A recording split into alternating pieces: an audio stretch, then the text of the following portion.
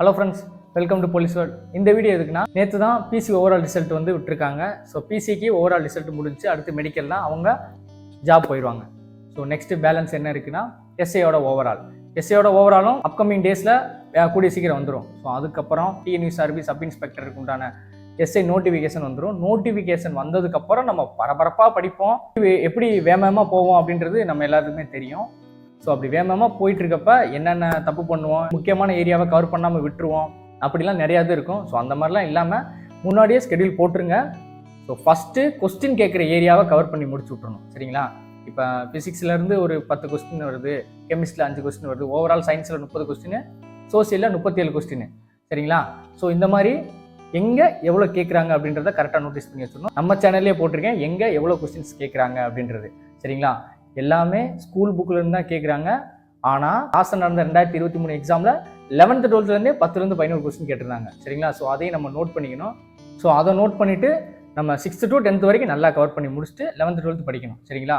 படிக்கிறத இப்போ இருந்தே ஸ்டார்ட் பண்ணுங்கள். இல்லைப்பா நோட்டிஃபிகேஷன் வரட்டும் நம்ம வரவும் பார்த்துக்கலாம் அப்படின்னா நல்லா நோட் பண்ணிக்கோங்க. போன வருஷம் எஸ்ஐயில் 1 மார்க்கில் விட்டவங்களாம் எவ்வளோ வெறியோடு இருப்பாங்க அப்படின்றது நமக்கு எல்லாத்துக்குமே தெரியும். ஸோ அதை எப்போவுமே மைண்டில் வச்சுக்கோங்க. அவங்க ஃபுல்லாக ஆல்ரெடி கரைச்சி குடிச்சிட்டாங்க. அவங்க திருப்பி ரிவிஷன் தான். நீங்கள் இப்போ தான் புதுசாகவே படிக்க போகிறீங்க அப்படின்னா நீங்கள் நோட்டிஃபிகேஷன் வந்ததுக்கப்புறம் நம்ம படிச்சுக்கலாம் அப்படின்றது வந்து முட்டாள்தனமான ஒன்று. நோட்டிஃபிகேஷன் வரப்போகுதுன்றது தெரிஞ்சிருச்சு. இன்னும் 1 மாதம் தானே, வரப்போகுது தெரிஞ்சிருச்சுல. ஸோ இப்போ இருந்தே ஸ்டார்ட் பண்ணிடலாம். சரிங்களா? ஈஸியெல்லாம் நிறையா டவுட்ஸ்லாம் இருக்கும். ஸோ ஃபஸ்ட்டு சிமிலராக இருக்கிற டாப்பிக்கை முடிங்க. சரி, லைட்டு சவுண்டு ஹீட் இந்த மாதிரி சிமிலராக இருக்கிற டாபிக்ஸை முடிச்சு டிக் அடிச்சு வச்சுருங்க. சரிங்களா? ஸோ அதுக்கப்புறம் பேலன்ஸ் இருக்கிற டாப்பிக்கை ஒன்றா கவர் பண்ணிட்டு வாங்க. 6th to 10th நல்லா முடிக்கணும். 11th 12th சிலபஸ் டாப்பிக்கை நல்லா படிக்கணும். புக் பேக்கு அப்புறம் மேலும் மருந்துகளை வந்து நல்லா படிச்சுக்கணும். சரிங்களா?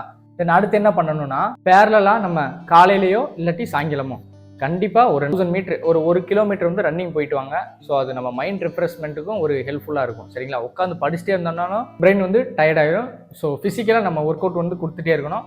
ஏன்னா நீங்கள் லாஸ்ட் டைம் நான் ஃபஸ்ட் மார்க் எடுத்தவங்க பாஸ் ஆனவங்க எல்லாம் சொல்கிறேன் பாருங்கள். நான் படிச்சுட்டு இருக்கப்பே பேரலாக வந்து நான் ஃபிசிக்கலும் அப்பப்போ டெய்லி ஒரு 1 hour பண்ணேன் அப்படின்றத சொல்லிகிட்டே இருப்பாங்க. ஸோ இதில் வந்து நம்ம என்ன தெரிஞ்சுக்கணும் அப்படின்னா, படிக்கவும் செய்யணும், ஃபிசிக்கலும் ரன் பண்ணணும். இந்த மார்க்கு ஒரு கொஸ்டினுக்கு 1/2 மார்க் தான். ஆனால் ஃபிசிக்கலில் டபுள் ஸ்டார் அடித்தா 5 மார்க். 1 மார்க் எங்கே இருக்குது, 5 மார்க் எங்கே இருக்குது அப்படின்றத பார்த்துக்கோங்க. 1 ஸ்டார் விட்டாலும் இங்கே ஆயிரக்கணக்கான பேர் முன்னாடி போயிடுவாங்க. ஸோ அதெல்லாம் நோட் பண்ணி வச்சு தான் நம்ம படிக்க ஆரம்பிக்கணும். சரிங்களா? ஸோ பேரலாக ரன் பண்ணணும், கரெக்டாக ரிவிஷன் பண்ணணும். ஸோ லாஸ்ட்டாக இதான் சொல்லணும். நோட்டிஃபிகேஷன் வரட்டும் அப்படின்றது வெயிட் பண்ண வேணாம். 1 மாதம் தான் இருக்குது. நோட்டிஃபிகேஷன் கண்டிப்பாக வந்துடும். ஸோ இப்போ இருந்தே ஸ்டார்ட் பண்ணுங்கள். சரிங்களா? தேங்க்யூ.